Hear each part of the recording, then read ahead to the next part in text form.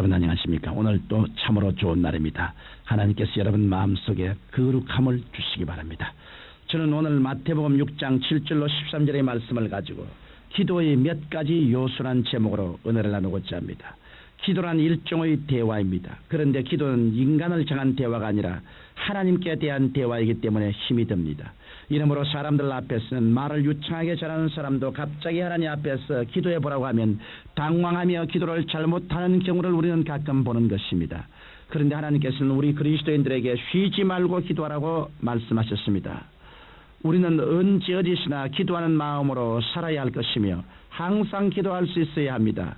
그렇다고 해서 우리는 하나님께 중언부언하며 제 멋대로 기도할 수는 없습니다.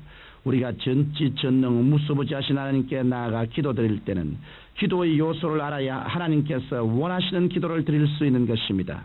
기도는 그리스도인들에게 있어서 특권이요 천국의 보고를 여는 열쇠요 마귀를 무찌를 수 있는 강력한 무기입니다.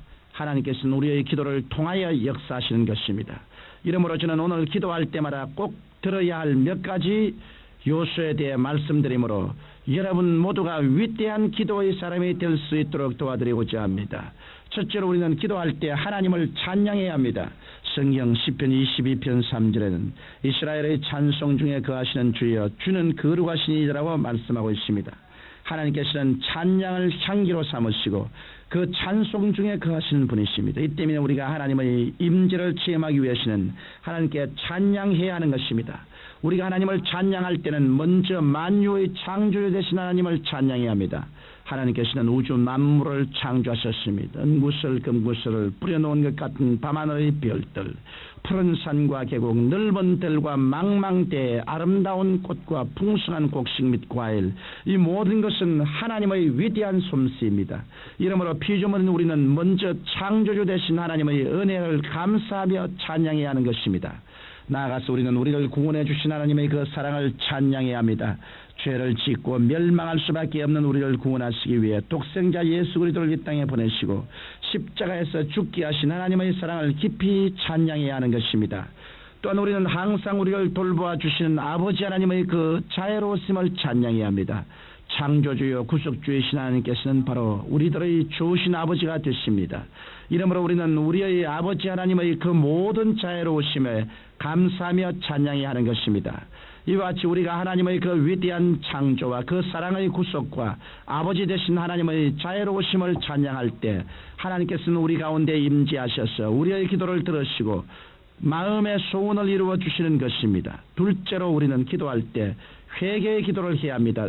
예수님의 비유에 보면 세리와 바리새인의 기도가 있습니다. 세리와 바리새인이 기도를 하는데 세리는 감히 하나님께 고개를 들지 못하고 가슴을 치며 하나님이여 불쌍히 여기소서 나는 죄인이로소이다라고 기도했습니다. 그런데 바리새인은 하나님이여 나는 다른 사람들 곧 호색 불의 간음을 하는 자들과 같지 아니하고 이 세리와도 같지 아니함을 감사나이다.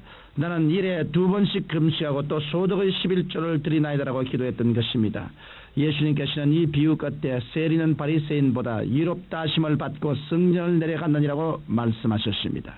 이와 같이 하나님께서는 회개하는 사람을 원하십니다. 이 세상에 사는 사람은 누구나 나는 회개할 것이 없다라고 말할 수 없습니다.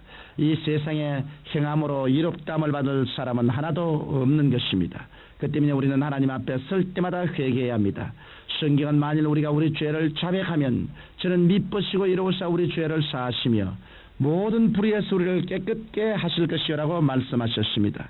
우리가 회개할 때 하나님과 우리 사이를 가로막은 죄악의 담은 허물어지고 하나님께서는 우리의 기도를 들어주시는 것입니다. 셋째로 우리는 하나님 앞에 우리의 소원을 간절히 구해야 합니다. 우리가 찬양하고 회개하였으면 그것으로 기도가 끝난 것이 아닙니다. 그 다음에는 축복을 구하고 소원을 아뢰어야 하는 것입니다. 여러분 중에는 혹시 안 구해도 하나님께서 우리의 사정을 다 아시고 축복해 주실 텐데 라고 생각하는 분이 있을지 모르겠습니다. 그러나 마태복음 7장 8절에 보면 구하는 이마다 얻을 것이요 찾는 이가 찾을 것이요 두드리는 이에게 열릴 것이라고 말씀하셨습니다. 주님께서는 구하는 자에게 좋은 것을 주시지 구하지도 아니하고 찾지도 아니하고 두드리지도 아니하는 자에게 좋은 것을 주시지 않습니다. 많은 사람들이 성령으로 충만한 받기를 원합니다. 그러나 진실로 성령의 충만 받기를 원한다면 갈급한 마음을 갖고 하나님께 뜨겁게 간구해야 할 것입니다. 하나님께 기도할 때는 열렬한 마음으로 간구해야지 그저 스쳐가는 바람처럼 하나님 주시고 싶으면 주시고 그렇지 않으면 안 주시도 좋습니다라고 산다면 결코 하나님의 응답을 받을 수 없습니다. 오늘날 그리스도인들이 하나님께 응답을 받지 못하는 이유 중 하나는 하나님께 목숨을 건 간절한 기도를 하지 않기 때문인 것입니다. 이러므로 한두 번 구하고 나서 하나님의 응답이 없다고 낙심하여 포기하면 안 됩니다. 여러분이 불태신의 인내를 갖고 뜨거운 정열로 기도할 때 하나님께서는 여러분의 소원을 좋은 것으로 만족하게 해주시는 것입니다. 넷째로 우리는 기도할 때 하나님께 감사를 드려야 합니다. 성경 시편 50편 23절에는 감사로 제사를 드리는 자가 나를 영화롭게 하나니 그 행위를 옳게 하는 자에게 내가 하나님의 구원을 보이리라고 말씀하셨습니다. 하나님의 구원과 감사는 서로 연결되어 있습니다. 우리가 감사의 사닥다리를 하늘로 향해 올려보내면 하나님께서는 그 사닥다리를 통해 기도 응답을 해주시고 구원의恩총을 베풀어 주시는 것입니다. 이러므로 우리는 기도 드릴 때 하나님께 응답해 주심을 믿고 감사를 드려야 합니다. 예수님께서는 무릇 있는 자는 받아 넉넉하게 되고 무릇 없는 자는 그 있는 것도 빼앗기라고 말씀하셨습니다. 이러므로 우리는 아주 작은 일에도 하나님께 감사해야 합니다. 우리가 작은 일에 감사하면 하나님께서 이것을 가지시고 30배, 60배, 100배로 더 축복해 주시는 것입니다. 또한 우리는 역경에서 절망을 느낄수록 감사할 줄 알아야 합니다. 우리가 아주 어려운 고비에 처하거나 절망의 벽에 처했을 때 우리가 할 수 있는 최선의 것은 감사입니다. 그래서 우리가 하나님 저는 어떻게 했는지 모르겠습니다. 왜 이런 역경이 다가오고 이런 고난에 처하게 되는 것을 알 수 없습니다. 그러나 성경에 하나님을 사랑하는 자 곧 그 뜻대로 부르심을 입은 자들에게는 모든 일이 합력하여 선을 이룰 것이라고 말씀했으므로 이 말씀을 믿고 주님께 감사의 기도를 드립니다라고 기도할 때 우리의 마음도 긍정적이 되고 이를 통해서 하나님의 능력이 우리에게 나타나게 되는 것입니다. 청취자 여러분, 기도는 예수님을 믿고 성령으로 거듭난 사람이면 누구나 하나님께 드릴 수 있습니다. 그러나 믿음이 성장해가면 무조건 주시옵소서라고 간청하는 기도에서 좀 더 폭이 넓고 깊이 있는 기도를 드려야 하는 것입니다. 이러므로 여러분은 기도할 때 먼저 하나님을 찬양하고 하나님 앞에 자신을 살펴 회개하고 자복하며 구하는 모든 것을 감사함으로 아뢰는 기도를 드리십시오. 그럴 때 여러분의 기도는 하나도 땅에 떨어짐이 없이 모두 다 하늘에 상달되고 여러분의 생애는 하나님의 영광으로 가득 차게 될 것입니다.